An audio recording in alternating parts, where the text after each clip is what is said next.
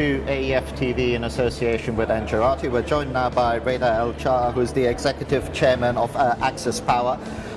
Reda, welcome back. We were talking off air. We meet once a year, right, at AEF. We met in a similar situation last year.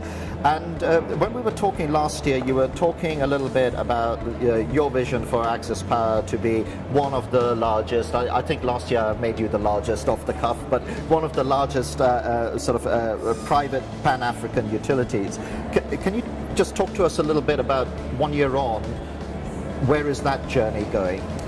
Adam, it's a pleasure to be back, and indeed, it's becoming a yearly thing that I wait for. As a matter of fact, to see where do we stand. And I think last year when we had a discussion, we had just got funded as Access Infra Africa, our African platform, and we had an ambition to quickly close our first project within 12 months of us getting funded. And I'm very happy to be back here this year and to tell you that we actually delivered on that promise. And that's the Ugandan project, right? Correct. Yeah. Correct. And we managed to financially close our first project in Uganda, which is East Africa's largest solar IPP. And at the same time, we've already started construction, and construction will be completed by the 31st of August. So what we're seeing is a pace of about just over 12 months from funding, signing, construction and delivery. Correct. So I believe today the Ugandan project is possibly the fastest project to ever close in Africa. From the date that the project was conceived to the date that we achieved financial close, it was around 8 months. To give you a little bit more insight into this, from the date that we signed the financing documents to the date that we had the first shovels on the ground, it was 4 months. So it's a testimony that yes, you are able to close fast, you are able to close quick when you have few ingredients in place. And I think the main ingredients are, one, capable developers that are willing to take the risk of this kind of early stage projects. Two, DFI is putting together bankable and robust programs like the Get Fit program that has been put together by KfW and funded by the European Donor Group. And three, a willing country and a regulator that wants to play ball. Isn't another ingredient to the speed the renewable element?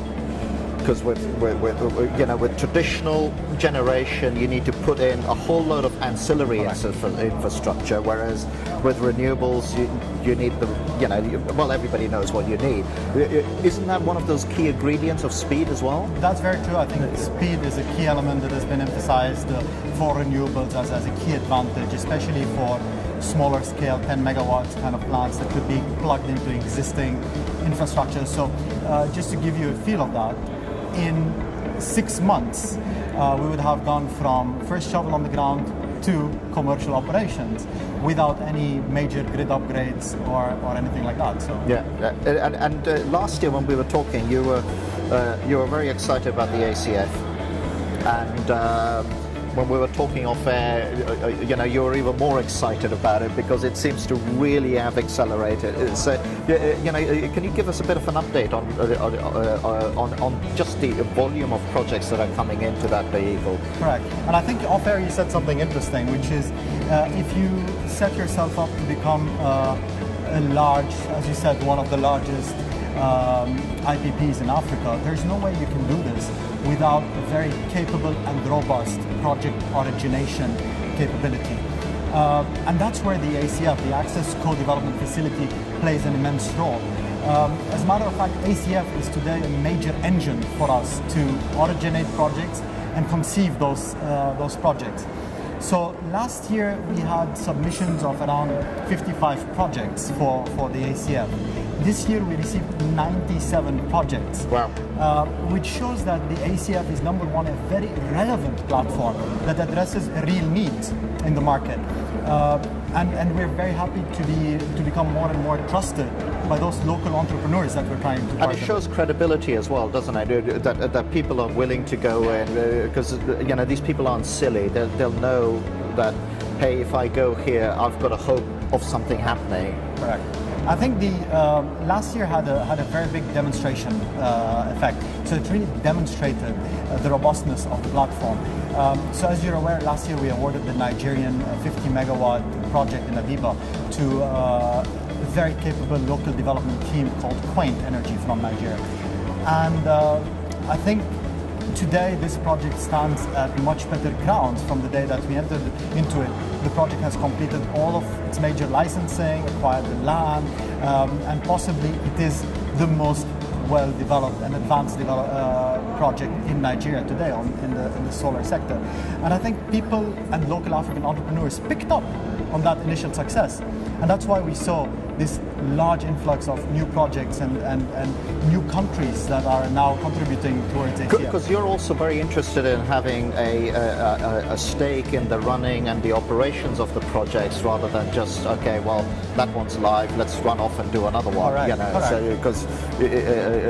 because there's a lot of value in being at that coalface as well. Absolutely. As I said last year, I mean, the most important thing for Axis is that we only develop projects because we wish to own and operate those projects on the long term. Of course, we do this together with our partners from RN, and that's really... Because like in Uganda, you set up a local company to do that and so on. Yeah. Correct. And in Uganda, for example, the company today continues to be owned 70% by our partners in RN and 30% by Axis, which is very reassuring for our lenders, for our stakeholders, to see the same faces that have built, originated that project, and negotiated the contracts with them. The same faces are the ones that are operating the project and having the long-term skin in the game. And we also touched on it last year. It also allows you to bring skills into a company, into a country rather, and do that side of things.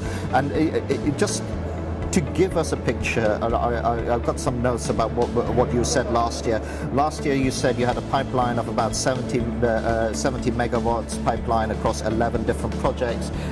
Can you just give us an idea of what that pipeline looks today? Because that'll be the proof of how fast this is going. I would say significantly bigger, but that's an expected answer, right? Okay. Today the pipeline stands at around a gigawatt of projects in 17 different African markets. So we've expanded the number of megawatts under development, but we've also put our footprints in new markets across Africa. Out of this gigawatt, you've got around 200 megawatts in Egypt, which is the biggest single contributor to our portfolio today. We've got projects in Ghana, in Kenya, in Mali. So last year we were also awarded, actually this year, we were awarded a 25 megawatt solar project in Mali that we are now financing. Are all these projects solar and renewable? Are they all? Yes. Yeah. So our major focus is on renewable projects, and I remember that discussion as well from last year, saying why is the focus on renewables? Because we are building a utility of the future. We are not building a utility of the past. So what we want to do is we want to be relevant 20 years from today, when people look at our portfolio saying, yes, this is what a utility should be. So on that note, which is, I mean, okay, we're going into some market dynamics now, but one of the things that we've been covering as well is, yes, renewables give you a lot of speed and so on, but we also know that the issues with renewables, with the intermittency, but we're also seeing new technologies coming in, because just recently there was a press release for of a CSP plant that ran like a base load for 6 days running. So some of those things are moving. How do you see the progression and the integration of renewables? Are we still talking about a more distributed ecosystem, or are all of these like Pan-African interconnectors going to come into play to create a stability to really start pumping more of these projects in? I think, Adam, just having this discussion in itself is amazing. Because to have this discussion, it means people are already thinking one step ahead. We are no longer thinking if renewables is becoming a major contributor to the power grids across the African countries. We are actually now asking the question, what is going to happen when this happens? So that's really a major step. And I think I really look forward to having this problem, as a matter of fact, because by the time we have this problem, it means the African nations have taken the right choice to adopt an energy mix that is significantly overweighted towards renewables. I think there's today many technologies out there. Of course, there's advancements in as you rightly said, on CSP technologies with thermal storage. But as well, I think the big thing that we need to crack is battery storage, electricity storage, and the dynamics of electricity storage through batteries is becoming with each and every day more and more of a reality. And it's just, I believe, few years that we will see significant integration of battery capacity. Well, I was talking to a professor of energy in Southampton, and he reckons the event horizon is 2019 for that. Correct. So Correct. you're right, it's not far off. And I'm getting all sorts of waves about, so it must be the end of our time here, but before we go, we're at AEF, a significant event in that landscape. And Reda, can you just tell me what are the one or two things that you're looking forward to achieving? Because you come to these conferences, yes, it's fun, but you come here to do business. What are the one or the two things that you're looking to achieve? I think AEF serves as a platform for, it's been serving for a platform for a very long time, for all the stakeholders in Africa to come together and discuss the real issues that are facing the African energy market. And of course, the first thing that we would like to do is to be part of this debate. As you know, we advocate renewables, we advocate making sure that African nations take the right choices when they are looking today at their energy mix. We believe Africa has an amazing opportunity to leapfrog what has happened in Europe in terms of conventional utilities and all of that, and actually to go directly into a much more sustainable generation mix. So we want to be part of this discussion. We want to be a major contributor towards Africa leapfrogging into that energy mix. This is, I think, the first element of that. The second is, of course, what keeps us excited about coming into AEF is to see the Access co-development facility each and every year. So this year we're going to have 5 projects. We've got a wind project from Nigeria that has gone through into the final round. We've got a solar project from Niger. We've got a hydro project from Madagascar, and we've got a solar project from Sierra Leone and a solar project from Kenya. So I'm very excited to see the results. We've got an all-star judging panel, so that's made up of, you need to... I'm going to have to come and see that. I'm going to have to come and see that. You should. Yeah. So the judging panel this year is made up of Infraco Africa, FMO, Proparco, and the African Development Bank.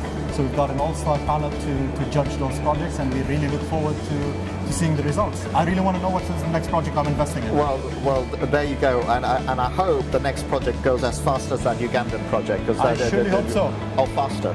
There's a challenge, right? Okay. Faster. Okay. Reda, lovely to meet you here again, and thank you as well for watching. This has been another interview at AEF in association with Angelati. Thanks.